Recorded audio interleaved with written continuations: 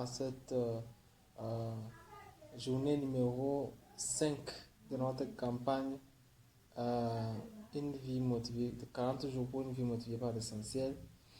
Aujourd'hui, nous commençons la leçon numéro 5, comme je le disais tantôt, avec comme thème voir la vie comme Dieu la voit. Voir la vie comme Dieu la voit. Donc, Jacques 4, verset 14 nous dit, qu'est-ce que votre vie? La question est là, qu'est-ce que votre vie? Autrement dit, quelle est l'image que vous avez de votre vie? Votre façon de voir la vie conditionne votre manière de la vivre. Très important. Comment on voit la vie détermine la manière dont on la vit. La manière dont vous définissez votre existence détermine votre destinée. Votre perspective influence votre façon d'investir votre temps, de dépenser votre argent, d'utiliser vos talents et de considérer vos relations. Afin de comprendre les autres, posez-leur la question. Comment voyez-vous votre vie? Donc, à cette question, il y a plusieurs réponses. À autant de personnes, autant de réponses. D'autres diront que la vie, c'est comme un jeu de cartes. Pour d'autres, la vie est une course. Pour certains, encore, c'est une danse, c'est une mélodie. Pour d'autres, la vie, c'est comme un cirque. En tout cas, sa vie. Et vous? Je vous pose la question maintenant. Pensez-y quelques instants. Si je vous demandais de vous représenter la vie, quelle image vous viendrait à l'esprit? Cette image est le symbole de votre vie. Prenez quelques moments et pensez-y. Sachez que l'image que vous avez aujourd'hui de votre vie détermine également votre vie. Vos images inexprimées influencent votre vie plus que vous ne le pensez. Elles déterminent vos attentes, vos valeurs, vos relations, vos buts et vos priorités. Si, par exemple, vous estimez que la vie est une fête, votre priorité sera de vous amuser. Voilà, c'est clair. Si vous pensez que la vie est une course, vous accorderez une grande importance à la vitesse et vous serez pressé la plupart du temps. Si pour vous la vie est un marathon, vous tiendrez à l'endurance. Vous voyez? Donc c'est ça. Si c'est une bataille ou une compétition à vos yeux, rien ne vous sera important plus que de gagner. Donc, la manière dont on voit notre vie détermine comment nous faisons les choses. Quelle est la vision de votre vie? La question revient encore. Pour atteindre les buts que Dieu a fixés pour vous, vous devez remplacer la sagesse humaine par des exemples bibliques de la vie. La Bible nous recommande, dans Romains 12, verset 2, ne vous laissez pas modeler par le monde actuel, mais laissez-vous transformer par le renouvellement de votre pensée pour pouvoir discerner la volonté de Dieu, ce qui est bon, ce qui lui plaît, ce qui est parfait. Romains 12, verset 2. Donc c'est très important de ne pas de ne pas laisser le monde nous donner une fausse image de la vie. Nous devons nous référer à la parole de Dieu, à la sagesse de Dieu. La Bible nous offre 3 images qui nous apprennent comment le Seigneur voit la vie. 3 images, 3 manières de voir la vie de manière biblique. La première, c'est que la vie est une épreuve. La deuxième, la vie est une responsabilité. Et la troisième, que la vie est une étape temporaire.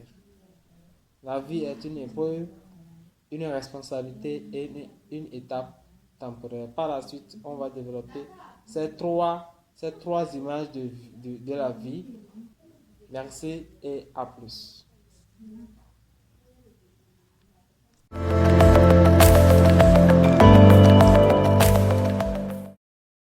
Amis, comment vous allez? J'espère que vous vous portez très bien. C'est toujours un réel plaisir pour moi de vous retrouver. Alors aujourd'hui, 5e jour de notre campagne d'enseignement. Alors, le thème de ce jour, c'est voir la vie comme Dieu le voit. Nous devons en fait savoir que notre vie de tous les jours sur cette terre est une succession d'épreuves. Cette image se rencontre dans plusieurs récits de la Bible. Dieu met constamment à l'épreuve le caractère, la loyauté, l'intégrité et l'amour de ses créatures. Le verbe éprouver, tenter sont revenus plusieurs fois dans la Bible. L'Éternel a mis à l'épreuve Abraham en lui demandant d'offrir son fils Isaac en sacrifice. L'Éternel a éprouvé Jacob lorsque ce dernier a dû travailler plusieurs années supplémentaires pour pouvoir épouser sa femme Rachel. Adam et Ève ont raté leur épreuve dans le jardin d'Éden. David a échoué plusieurs fois quand Dieu l'a mis à l'épreuve. Bref, dans la Bible, nous pouvons rencontrer aussi des personnes qui ont réussi brillamment aux épreuves de Dieu. Nous pouvons citer entre autres Joseph, Ruth, Esther, Daniel, plein de ces prophètes-là ont su réussir aux différentes épreuves de Dieu. Alors, nous sommes constamment éprouvés dans notre vie de tous les jours, sans le savoir. Le Seigneur observe sans cesse nos réactions face aux gens, face aux problèmes, face à notre succès, face à des maladies, à des déceptions.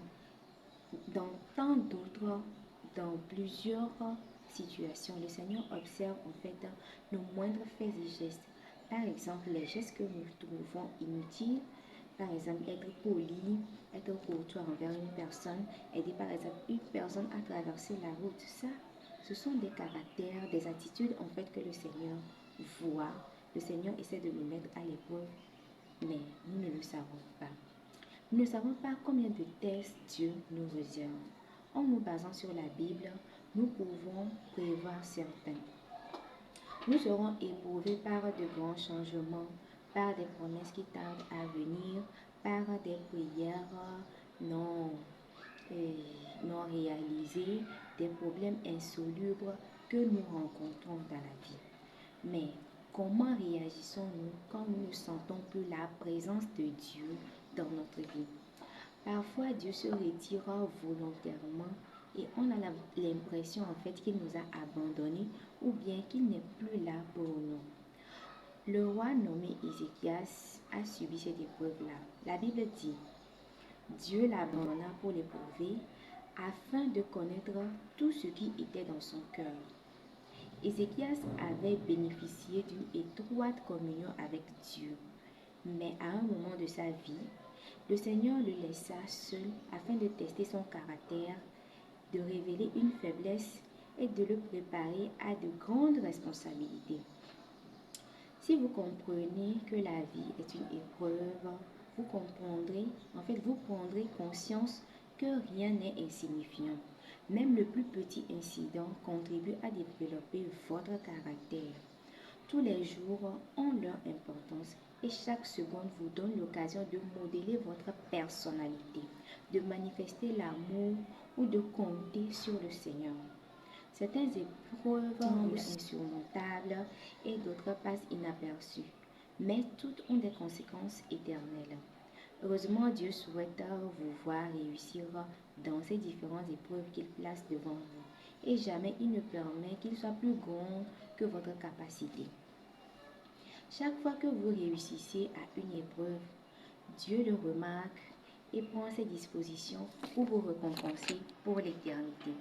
Jacques l'a bien dit, heureux l'homme qui tient ferme face à la tentation, car après avoir fait ses épreuves, il recevra la couronne du vainqueur, la vie que Dieu a promise à ceux qu'il aime.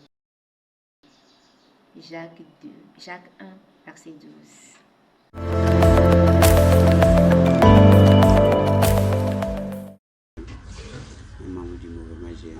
Jeune étudiant motivé par l'essentiel, nous continuons notre campagne de 40 jours d'enseignement et de prière. Et ce matin, nous venons avec une nouvelle vidéo. Ce matin, nous allons parler de la vie comme Dieu la voit. Dieu nous voit notre vie sur terre sous une autre sens que nous-mêmes nous ignorons et nous prenons par nos propres forces.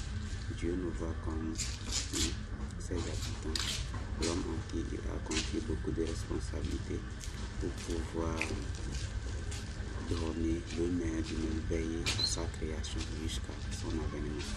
Nous voyons que nous-mêmes, si nous voyons au cours de tout cela, nous allons nous dire que nous-mêmes, la vie, notre vie sur terre est une responsabilité. Si nous sommes là, nous sommes créés au-dessus de tout autre être suprême, nous avons une responsabilité de veiller à ce sur quoi on nous a confié. Dieu nous a confié. La Bible dit dans Psaume 128 qu'il n'y a rien de sur terre qui n'a pas Dieu, la terre et tout ce qui habite appartient à Dieu. Et si cela appartient à Dieu, c'est l'homme qui est le dernier être humain, le plus puissant responsable, et Dieu lui a créé pour veiller à tout ce qui vit sur la terre. Donc, nous avons la responsabilité de veiller à ce que Dieu a créé. Et dans Genèse, la Bible dit que Dieu nous a créé, il a dit allez-y, dans Genèse 1, le verset 8, il dit allez-y, multipliez-vous et remplissez la terre. Donc c'est une responsabilité que Dieu nous a donnée. Il a créé, il nous a donné le pouvoir d'aller, de faire de toutes les nations, de veiller sur sa création. Donc au-dessus de tout cela, nous voyons que nous avons une responsabilité sur terre de faire ce que Dieu veut de nous. Dieu veut que nous veillions sur sa création parce que tout ce que nous habitons sur terre, la terre ne nous appartient pas, mais nous sommes comme des gardiens sur terre, donc notre responsabilité de veiller. Nous voulons penser que non, la terre ne m'appartient pas, donc je peux faire ce que je veux et après je pars. Celui qui viendra lui aussi faisant par là, c'est une mauvaise idée. Dieu nous a pas créé sur ce point. Nous devons veiller à ce sur quoi Dieu nous a créé pour bien entretenir cela et qu'à notre peuple, ceux qui viendront aussi vivront aussi comme nous. Okay. Nous devons veiller à la création de Dieu. Tout ce que Dieu a fait, nous sommes au-dessus de tout cela. Et c'est nous qui avons la possibilité, la force de veiller à cela. À dire ceci est bien, ceci n'est pas bien. De contrôler pour que tout aille bien pour notre épanouissement. C'est en ce sens que Dieu nous a sur terre. Nous ne sommes pas les propriétaires, mais nous sommes des passagers. Nous allons passer, d'autres générations nous viendront et ils feront aussi leur part. Merci beaucoup pour la journée. Merci pour la vidéo. Abonnez-vous et dans la prochaine vidéo, nous continuons notre